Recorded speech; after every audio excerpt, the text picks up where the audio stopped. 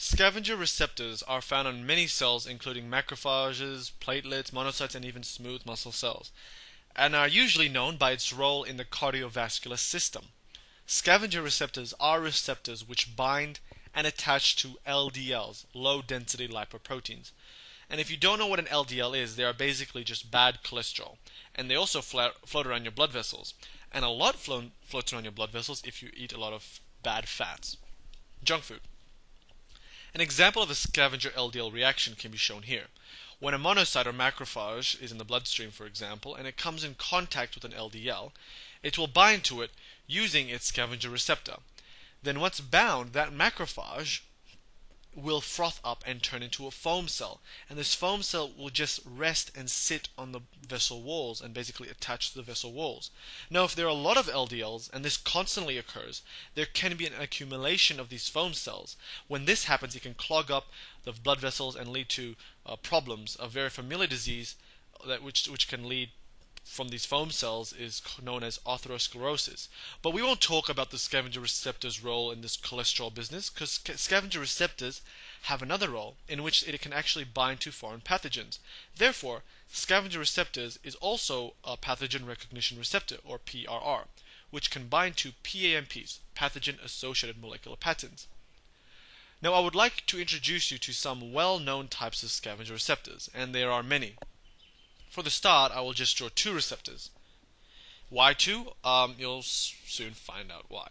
Now, the first one here that I'll draw is known as the scavenger receptor A1, or scavenger receptor A2, or SRA1 and SRA2 for short. And the other one, the second one, which is taller, is known as Marco. Now, these two receptors can be categorized as a class A scavenger receptor because it is similar in structure. Now, it is similar in structure because it both has a similar lower domain as well as a notable collagen domain on the top, which allows it to bind to the same things.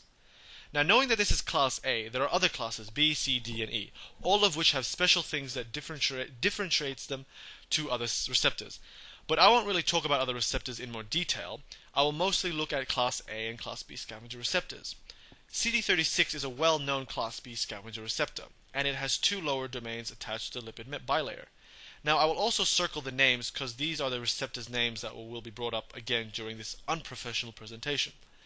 Now, CD36 of class B actually also binds to high-density lipoproteins, which are the good cholesterol.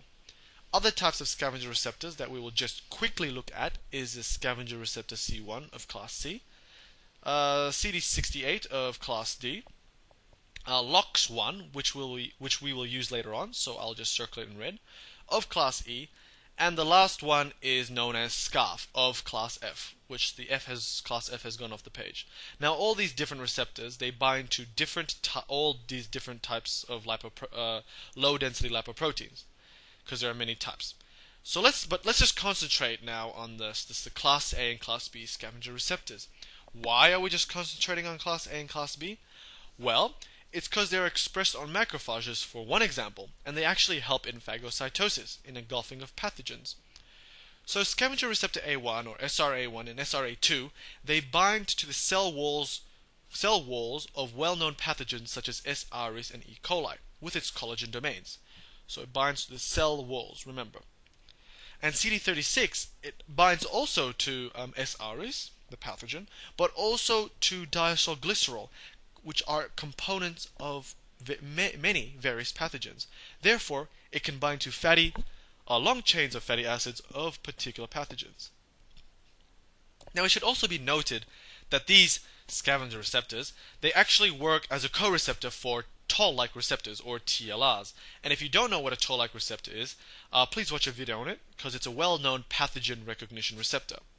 But now, let's just look at a quick example of the scavenger receptor working as a co-receptor. So here we have the cell with toll-like receptors 2 and toll-like receptor 6, and this is known as a heterodimer because it's two different TLRs binding together.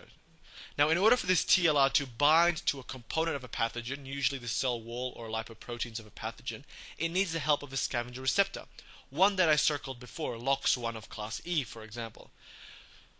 So when this heterodimer TLR binds to the PAMP, with the help of a scavenger receptor. It will initiate a cascade of events within the cytosol.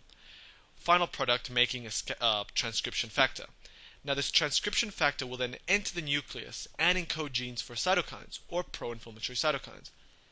And now these cytokines will then be sent out of the cell to assist in the immune response, for example, attracting more immune cells. So that was how scavenger receptors work as a co-receptor. Now let's see how it works by itself as a pathogen recognition receptor, PRR. So here's a cell of a membrane of a macrophage, let's just say. Let's look at the receptor with the collagen domain from class A, the SRA1. So when it binds to the cell wall component of an E. coli, or it can be another pathogen, it will engulf that E. coli. A process called phagocytosis, because a macrophage is a phagocyte. Now, and the pathogen with the receptor will be in what's now called a phagosome. But the macrophage, it also consists of lysosomes, and these are basically packaged up acidic parcels which help with eliminating pathogens. Now, so these lysosomes will enter the phagosome containing the pathogen and release its acidic content. It will fuse with the membrane and release all these its content. Now, the vessel where all this is happening now is called a phagolysosome, because it's a phagosome and a lysosome together. And this lysosome's acidic content will help eliminate and destroy that particular pathogen.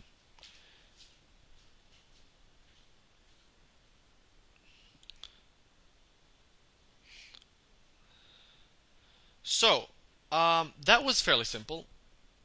It kind of works the same process. The scavenger receptors kind of work the same process as the normal phagocytosis process. It's just concentrating on scavenger receptors, basically. But anyway, and if you want to actually learn more about how the lysosomes and how it actually eliminates the pathogen with its contents and how it fuses with the phagosome, please watch the phagocytosis presentation.